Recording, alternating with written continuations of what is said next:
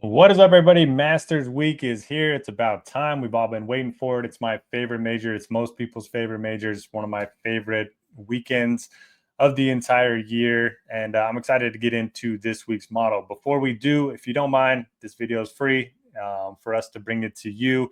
It helps if you can just hit the thumbs up button. If you can real quick, we would appreciate it. And if you want to download this model, customize it, and then use it to upload your own ratings, you can do that. If you're a premium member at RotoGrinders, all you have to do, download the model, you can play with the weights, and then click on the little upload tab here and copy and paste this into a separate Excel sheet, and you can upload that right up into Lineup HQ, and you can use your own ratings to build lineups, which is unique. There's a lot of different models out there, but very few that you can customize yourself and then upload it into an optimizer, which is my favorite part, which is why I do this each and every week. Now, if you're just watching the video on YouTube, just watching it for free, appreciate you joining us. Now, let's talk some Masters. We are going to break down the course first, and then we will get into the player pool, kind of what I'm looking at in my model. So Augusta National, it's a par 72. We all know it at this point. It's now nearly 7,600 yards. Now, there's no rough on the property. It's basically very wide fairways, 50 yards wide on average sometimes. Very little. The second cut is like the fairway that you'd see at most muni golf courses, and then you have the pine straw. So the combination of the length of the course, the wide fairways, and the lack of rough really plays into the Bombers' hands. We've certainly seen that over the last few years. So I am bumping up driving distance in my model this week. I have it at 9%, which is easily going to be the highest that I'm going to use all season. I think the second highest is at Torrey Pines, where Bombers also come into play. Now, the greens at Augusta National are very tricky. A lot of undulations, and even though they're big in size, they play a lot smaller than that. There's a lot of runoff areas. So even when golfers, hit the green with their approach shots, you're going to see a lot of balls roll off the green.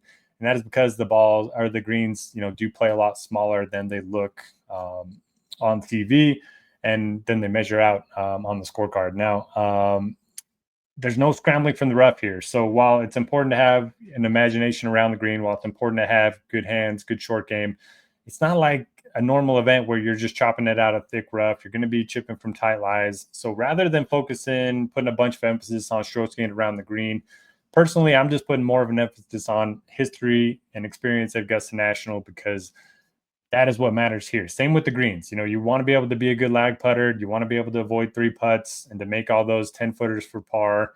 But looking at just raw strokes gained putting over the last 12 months isn't really going to do you all that good, because the greens at Augusta National are so different than the ones that they see the rest of the weeks on tour. So I have 6% way too off the tee, 9% way too driving distance. I'll also note that you're not going to get a lot of even lies at Augusta National. So many elevation changes, so many undulations on the fairways that you're going to have the ball above your feet, below your feet, and you're going to have to learn to work the ball both ways. And again, that comes into the experience factor, and that is why I bumped up course history to 10%, which is going to be the highest that I have in my model all season. Strokes gained approach, I have it at 12%. You're going to have a lot of approach shots over 200 yards, so you got to be good with your long irons. You got to be good with your wedges too. If you do get yourself into trouble, you're probably going to have to chip out and then use your wedge to try to get up and down for par. Or on the par fives, if you can't go for it in 2, you're going to lay up to a number and hopefully hit that wedge shot close. So it's going to be a lot of wedges, a lot of long irons. Strokes gained putting, again, I have it pretty low. Same with around the green. That's just because I think experience matters more than raw strokes gained numbers at other events. Birdie or better, bogey avoidance, only have them at 3% each. And if you are downloading the model, these are all broken out into the last 30 rounds, 75 rounds, 150 rounds. So the last 30 rounds is going to be from this year only. The last 75 rounds is going to be from the last 12 months only. And the last 150 rounds is going to be from the last 2 years only. So if you like to look at short-term stats, you can bump up the last 30 rounds. If you want to focus more on a long-term skill set, you can bump up the last 150 rounds. It's one of the great things about the models. You can customize it to your liking, how you think it's going to play. Maybe you don't like driving distance this week. I will note that there's going to be a few golfers that rate out well despite a heavy weight to driving distance that are shorter off the tee. And what I would recommend is keep those players in your player pool. The fact that they are still projecting well despite a heavy weight to driving distance goes to show that the rest of their game is such a good fit for this specific course. So you should probably keep them in their player pool. Maybe they don't win, but they could certainly post a top 10. Somebody like Tommy Fleetwood, Russell Henley, Morikawa, Lowry, all of those guys, shorter hitters off the tee, but they can get it done with their long irons, and the rest of their game can carry them. 5% weight to majors over the last 3 years, 3% weight to strokes gained in strong fields over the last 3 years. Then we have the form and field strength, and we have it broken down into the top 5%, 10%, 25% finishes. What this does is it just looks at how often a golfer finishes in that percentile. So it's just basically a yes or no. So as you can see, Scotty Scheffler here. Let me quickly freeze these panes. So Scotty Scheffler finishes in the top 25% of the fields that he plays in 93% of the time. Just an unreal amount. John Rahm, 92% of the time. He finishes in the top 5% of the fields that he plays in 52% of the time. Now, this is since the start of 2024, so we have, just 14 months of data to work, or 16 months of data to work with there. And I like to include this because if you just look at raw strokes gained numbers, the volatile players are definitely going to get hurt by that. So guys that will show up to an event, if they play bad, maybe they just kind of phone it in and move on to the next week. That's going to end up hurting their raw strokes gained numbers. While somebody that finishes in the top 25%, it's either yes or no. So a guy that finishes dead last and then finishes top 10 the next week, their raw strokes gained numbers during that 2-week stretch probably aren't going to be amazing, but it's going to show up as, a 50% top 10 percentile rate. So this helps capture some upside, and it helps neutralize the volatile players a little bit. Now let's talk about the overall ratings in the player pool. At the very top, we do have Scotty Scheffler. Won the Masters in 2022, won the Masters in 2024, best in the majors, coming off of a second-place finish in Texas, number 1 on the stat model. There's really no reason not to play Scotty Scheffler. Now, I like Rory McIlroy a little bit more than Scheffler on a per-dollar basis. He's my pick to win this week. Something just feels different about Rory this year, and I'm not typically one of those guys that says, play Rory at the Masters, play Rory at the Masters. There's a lot of people that, play him every year, say this is the year. That's usually not me, but I do think this is going to be Rory's year. He picked up wins at Pebble and Players. Those are like the 2 biggest wins he's ever had heading into the first major of the year. He seems good, in a good place mentally. He's got a couple top 5s here in the last 5 years. And if you look at his stats, so he's the best driver of the ball in the world, and then he's a great long iron player. And the short game has been so good this year that I really feel good about Rory McIlroy's chances this weekend. Collin Morikawa is number 3. No issue with him. I just don't know if he can win with his lack of distance. He certainly played great here over the years. 3 straight top 10s here. I do like John Rahm. He's been playing great. He's had 2 wins on LIV. And he's just been a top 10 machine over there. I know those are fields of like 54 golfers, but still, he's been playing great, so I don't mind him. Xander Schauffele, one of my favorite tournament plays of the week. So not a lot of people are looking his way because he hasn't been in the best of form since coming back from injury. 40th in a limited field, and then T72. I think he missed the cut, or that was a limited field, and then T12. Now, the T12 was very enticing because he gained a career high in strokes gained approach. So I do think the irons are coming back. It's been the short game that's kind of been holding him back recently. He's nearly won the Masters before the year Hideki won. Back-to-back top 10s here, and he won 2 majors last year. So if people are sleeping on Xander at 9,700, sign me up for that. I also like JT, who's been playing really well recently. He hasn't picked up a win in a while, but he's had 3 runner-up finishes in his last 10 starts. He's another guy that I think is a really good fit for Augusta National, and he's picked up a lot of speed on his driving distance. He's top 20 in this field in driving distance, elite iron player, elite around the green. I'll take my chances with him being a bad putter. No strong take on Hideki. He just hasn't been in great form this year. I do like Cantlay. Short game's been hit or miss, but he has been playing a lot better recently. Augusta National, not the best track record, but a couple of top 25s in back-to-back years.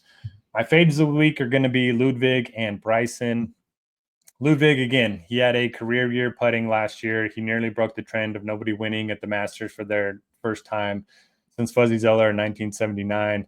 But he had a career week with the putter. It was his best putting performance ever, and I just don't know if we can count on that. He hasn't been in great form since his win earlier, so I'm going to be fading him at 10-8. I'm going to be fading Bryson. I just think Bryson, I don't know, the recent finishes haven't been all that good. He blew the lead on Sunday at Doral. He's only had 1 good finish at Augusta in his career, so I'll fade those 2. Don't mind Tommy in like cash games. Same with Henley. Connors is probably my favorite chalk play of the week. Neiman's been good on live, but I don't know. Phil saying he's the best golfer in the world, kind of getting those expectations up. Don't have a strong take on him. I do like Lowry, good iron player. Bobby Mack, one of my favorite point per dollar options, been playing great. The numbers have been really good. He's been great off the tee, good on approach, no issues around the green. So you kind of just take your chances with this putting. He's played here twice, both top 25 finishes. I really like Terrell Hatton, one of my favorite live players this week. I think Finau's interesting after a poor finish at Valero last week. He's always a guy that plays well in majors. Keegan's just underpriced, so I'll eat the chalk there. Minwoo Lee, checked every single trend that I looked at in my betting trends article, which is free on RotoGrinders if you want to check that out. Him and Rory were the only two that marked every single trend. He's a bomber. The irons have been coming around pretty good with his long irons, and he does have a very good short game. And he picked up a win his last start. So I do like Minwoo Lee. Probably going to pass on Brooks. He just hasn't played well this year. I'll play a little bit of Cam Smith since he has such a good track record at Augusta National.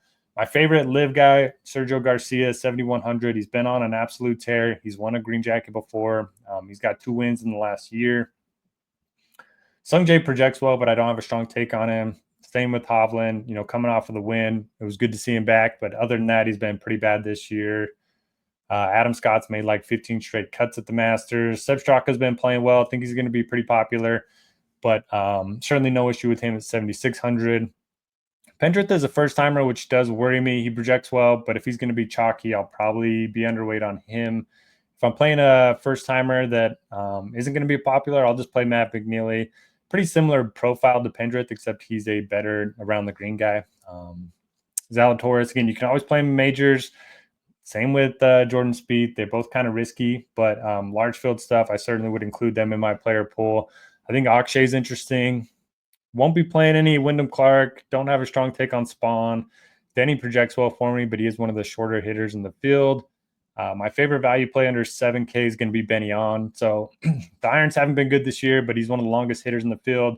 He's decent around the green and coming off of a couple good finishes recently. T8, T16, finished T16 here last year as well. So that'll do it for the Masters show. Want to thank everyone for watching. Again, hit the thumbs up if you don't mind. We're going to be doing the Drive for Show, DFS for Dough video tonight with SDL Cardinals. I also have a video with Action Network out, breaking down the Masters with Chris Raybon and Spencer Aguiar. And we have all the content you need up at RotoGrinders. The Discord's open. I'm going to be in there answering questions all the way leading up to lock. So it should be a very fun week. I'm also going to have a bunch of showdown content up. I have my betting article up on Action Network as well, if you want to check that out. So you can follow me at RG_Notorious. I'll pretty much be posting all of my Masters content there if you want to check that out. Yeah, thanks for joining me. Good luck this week. Let's get it.